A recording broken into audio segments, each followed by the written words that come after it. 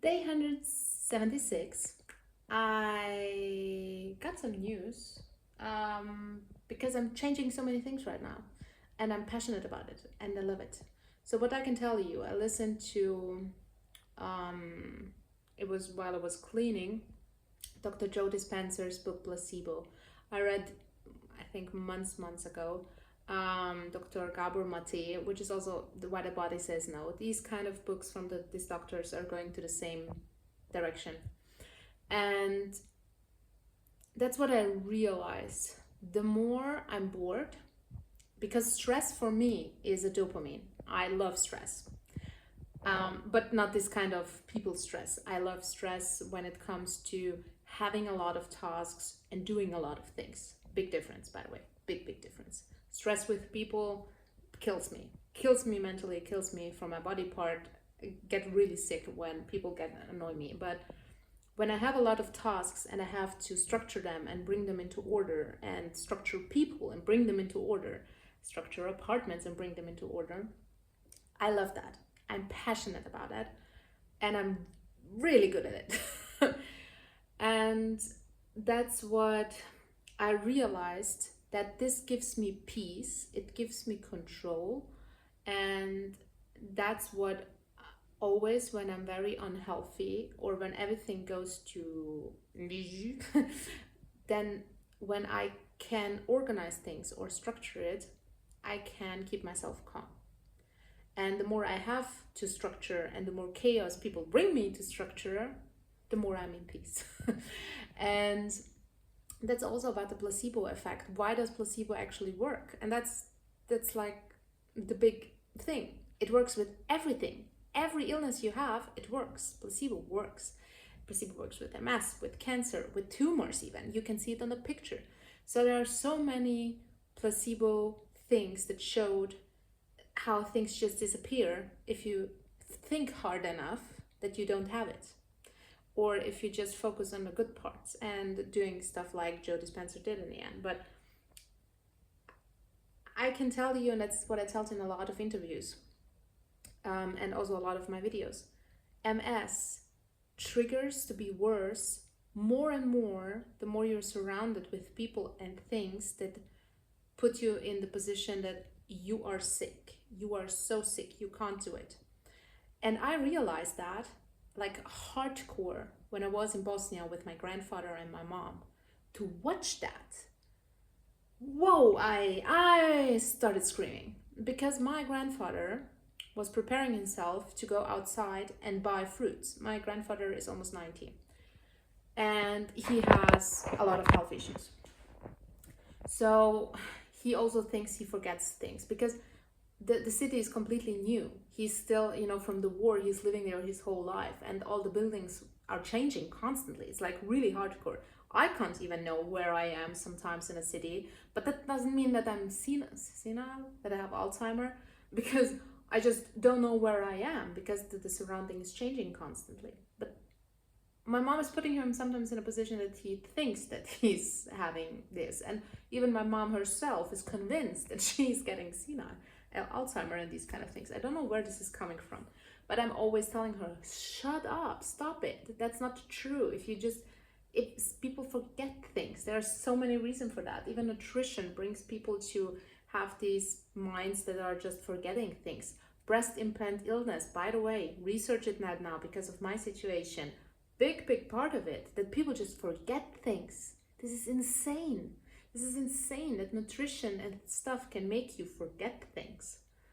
So when my grandfather wanted to go like always, he goes to the market, he buys fresh fruits and vegetables, he does his own cooking because he was a cook at the military, so he always cooks. This is his passion, this is his go-to, this brings him peace. He buys now a lot of things, more and more, and of course it's getting bad and he's still eating it even if it's moldy. But how do you change a horse who's that old and running like that for all his life, or how you say it? I'm sorry if this is the wrong impression in English, but my mom telling him, go lay down, you are not well enough, go lay down. don't do that. And my grandfather said, I want to go. And they were fighting over it. Then I get my mom off the side and I say, stop it. He's old enough to know if he can or cannot. And then she said, yeah, but then after, if he gets lost, what should we do then? Or this and that. And I said, you are not here all the time. What do you think he's doing? He's doing it by himself. He's doing everything by himself. And of course, if we arrive there, it's a mess sometimes. It's, everything is moldy and we have to clean that from A to B. It's hardcore. My mom is, doing that for him. But still, it's, if he thinks he can do it and this brings him joy and it brings him movement, to move and not to lay down and watch TV all day, which he's doing, and watching politics since I know him, since I'm little, he's always sitting in front of the TV for 10 hours. That's why this affected me so bad with my behaviors. It was my grandfather with the TV part. I was constantly sitting next to him watching TV 10-12 hours a day as a kid, like every day.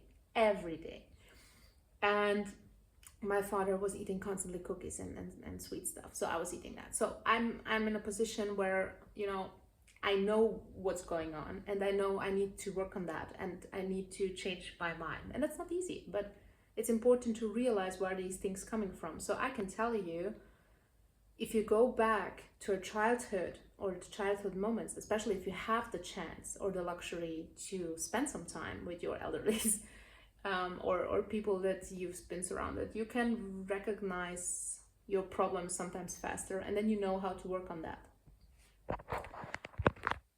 So I was so annoyed by my mom, and then I explained to her, Mom, that's what you did with me also wrong. I'm sorry. I know you don't want to hear it, but when I had MS, you and everybody surrounding me, especially my ex-boyfriend, you were putting me in a corner to put me down. You were making my conditions even worse because I started to think I can't do that. And as soon as I had this friend who then said, just get up, he was not bad about it. That's also very, very important. There is a very thin line if you have people surrounding you that are sick. If you tell them, come on, you can do it, you're not that sick, or go this road, then you're an ass. Then you're a real ass. Because that makes the condition also sometimes worse. And telling people to, oh my God, you're so sick, just what can I do? Lay down, I will do everything for you. Also wrong. Very hard to know what to do right in these positions. Very hard. If you didn't go through yourself and know exactly how it feels and what you need. So I told my mom, sorry for the switching, but I need, and my grandfather and everybody and Luca, they need the feeling that they can do it. Help if they ask, but don't just immediately go into this helping mode, because that's just a kind of egoistic move. It's for you. You think you do it for the other people, but you don't. You do it for yourself because you like to have control. And that's your own thing. You like to have these people under control and to have your epiphany moment that you help people and they say thank you. That's what's giving you most joy. I know that from you. But that's the problem. You don't see it like that. You see yourself like a philanthrope and you're helping so many people and you're doing everything for them, but you don't. You are not doing everything for them. You're doing it for yourself in the end. And that's something what people who are having these kind of characteristic traits don't see, that they are making people more lazy, more sick sometimes, more into the position that they can't keep their mind happy and optimistic. They're just totally pessimistic all the time. And my grandmother was the same. So that's really hard. I watched it over and over. And that's why with my son, I'm sometimes really, you can do it. Stop complaining. These kind of situations, sometimes not really nice. You need to find the balance here. But I'm always saying, you're going to try it yourself. And you're gonna push it, and you're gonna push it until you can't. Then I'm gonna help you. If I don't see that you're really pushing it until you got to this point where I see that you can't do it, then okay, then I'm gonna help you. But until you don't even try, I'm not helping you. So with every illness, that's the same thing. And I can tell you, pushing yourself to a point where you can handle it and just keep your mind occupied is better than every damn healing.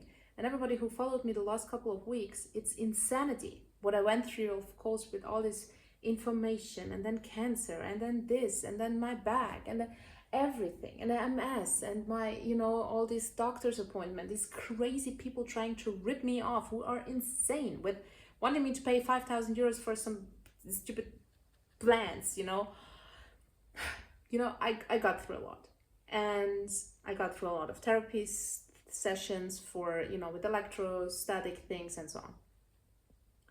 But the moment I was sitting there at the beach one day, not even at the beach, at the house that I was filming my 2-3 days ago video, and had these epiphany moments, what I would love to do, like learn how to build houses, just some basics, nothing special. I don't want to build my house myself, but I want to start somewhere. I want to learn how to build a wall.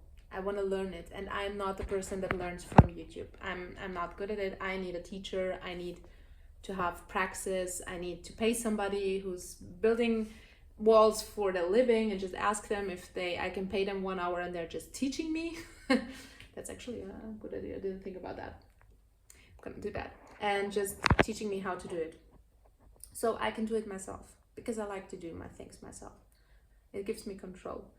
And when I had this moment that's what I want to do, I just want to have a hobby that brings something out. I don't like have hobbies that just are doing something and there is no outcome. I love to study. I love to go to the university. That's why I have so many degrees and certificates and all these kind of things, because I love to have something in my hand. I love to have proof that I learned something in my hands, so I can use it as a plan B, plan C in my life. If something goes wrong, I have almost 6 different kinds of educations in completely different opposite of directions where I can go and for who I can work, and even more. So that's what I like. I always have enough versions to work on it when something just goes into the wrong direction, because I saw it with my dad with a different story. His story is crazy, so maybe sometimes I will tell you this story why I'm like that. But education is key, and whatever you learn, you will have it for the rest of your life if you need it and just sometimes use it. But I realized, and that's when I was at the beach, that was my personal epiphany moment. After this video, I made it and had this moment that I was writing down this little storybook, and it wasn't about writing a book. It was more about writing my thoughts down, what may have been or can be, or this kind of situation, just to get it out of my head. And it helped me so damn much to get it out of my system. I wrote it down and it was done. It was out of my head, and I had place for new inspiration. And then these thoughts came in. Just what do I want? What would I want to do? And I suddenly had an epiphany moment. And what I love is moving. I moved 38 times. I love moving. I love cleaning, decluttering, creating new things. And I created my space perfectly. So I asked my mom if she would be open to change apartments. And not even change it. I wanted to give her my apartment because it's so much bigger and more beautiful and everything. And I, created it as much as I could and furnished it and so on. And it has this beautiful view of the river, and she can really use it because she's spending more time like this, and I just don't enjoy it that much like she would do, because I don't like sit outside on the balcony. I'm not the balcony type. But she agreed, and I was screaming out of passion, really. And they also my auntie, they looked at me like, we didn't see you happy now for 1 month. We are on the road and you are in your health situation and everybody's putting so much on you, but I've never seen you that happy. And I was like, yeah, I am. I don't know why, and I want to start now. They said, we are having 10 days still left here in this beautiful place and everything. And I said, would you consider staying here so I can go and just start it myself? And they were like, okay, if this makes you happy. So they stayed there with my son and my dog and so on. And I came here. I drove 7 hours with the damn bus, which was killing my back. Killing it. I have a disc prolapse, and it was so bad. The way I was lying down, I was crying and I had to take some pain meds. But when I arrived here, I didn't sleep even for 1 hour because it was at midnight. And I came here and I was so in my head that I want to do that. I want to do that. I want to create this space. I want to surprise them when they come and they're going to see that beautiful place. And she's going to have everything she ever desired. She's going to have a big room full of her stuff, sorted, organized. She's going to have the perfect space. And I was so passionate about it that I didn't even think about the pain anymore. I started immediately. I didn't think about being tired anymore. I started immediately. I didn't even take coffee. I didn't even eat. I was just so damn passionate. And I started just, coming up and down the stairs with all these things.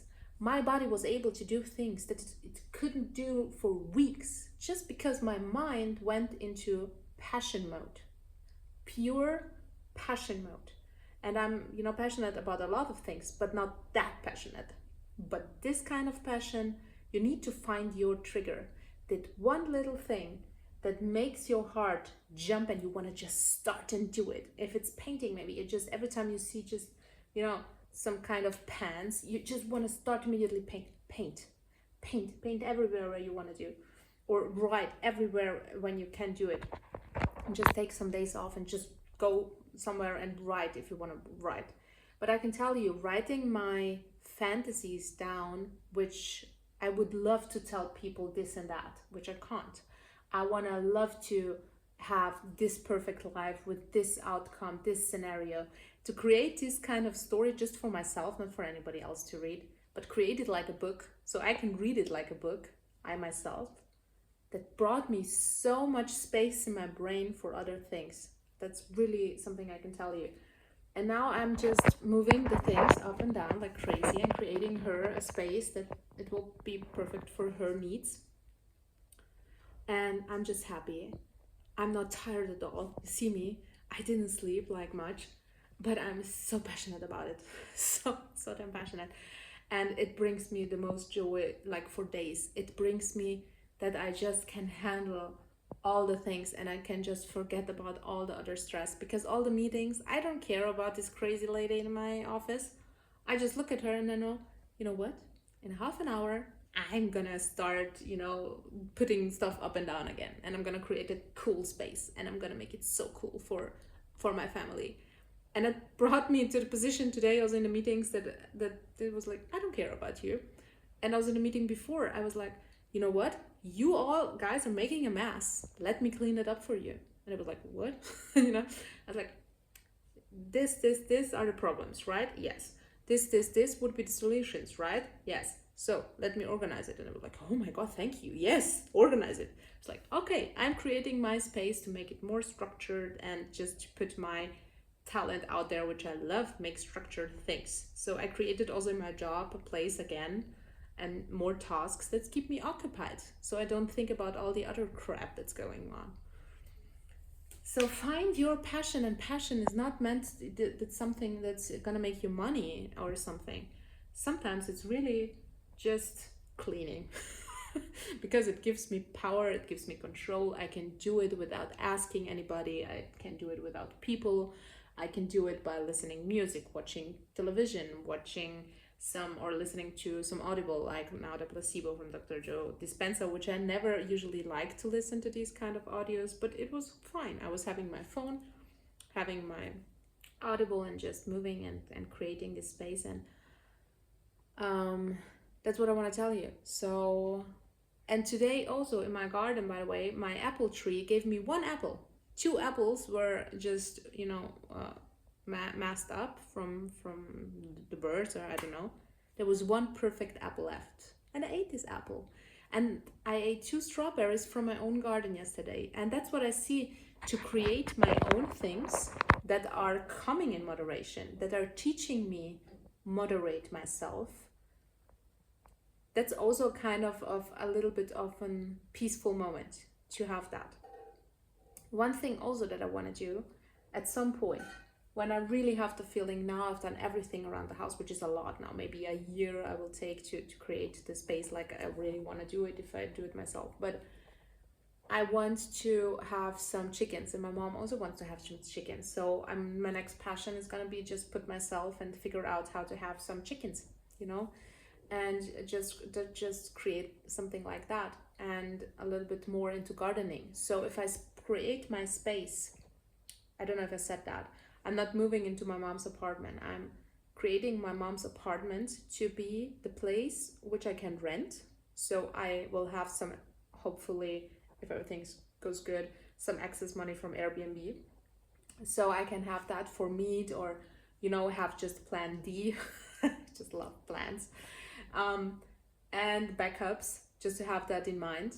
And I'm living with my son then in a 30 square meters apartment, which was designed for him, also in the house, with a little bath and a little kitchen. And just now the space is a mess, but I'm so passionate about creating a small space perfect for my son and me, just to be there, because he's in 11 and he likes to be with me. So I can use this time to create a space that where we can live in, and create this apartment to rent it out until he's old enough so we can switch again. And he has his own place. But for now, that would be the perfect opportunity to have that. And also to create a garden with chickens and these kind of things, and just prepare the dream that I was having in small steps, which don't acquire anything besides my time, moving stuff up and down, more power, you know. And I love it. I love it. And as soon as I'm tired or sitting down and these kind of things, my body shows that it's hurt. But as soon as I start working again, it's like nothing ever happened. And I can't be constant in this adrenaline state that my body, you know, is going through. Of course not. But to realize that is so important, and it gives me really peace from all the information I received the whole month being on the road. And it received me peace knowing that I love it here. I don't need to buy some house or something and just move somewhere else and have there all the stuff. I don't need it right now, because I do have that here. I do have a house. I do have some place where I can start small with 3-4 chickens, you know. I can small start to create this space. I can rent this apartment and also maybe create it the way that I wanted to create it. So people can come, they can have a detox, maybe at some point also deactivate all my Wi-Fi systems at home. So people really can come to have board games. So I created this space already with board games for the kids, and a dog's place, so people can bring their dog. They will have a garden, maybe even have the fruits and the vegetables as well, so they can also use it for cooking, well, having some chicken. So I can create that. I have everything for that. But I wasn't really open to this possibility, and now I am. And just taking it smaller steps and creating the space, it's nice. It's really nice. So I just have to figure out how to live with rats, snakes, and being scared of vulgarly people who kind of steal us because I don't like to be on the first floor. That's why I'm always a little bit elevated, but I'm such a scary person. I'm scared of everything. So I need to figure it out. I need to work on that. And especially the small space, I have to declutter all my stuff.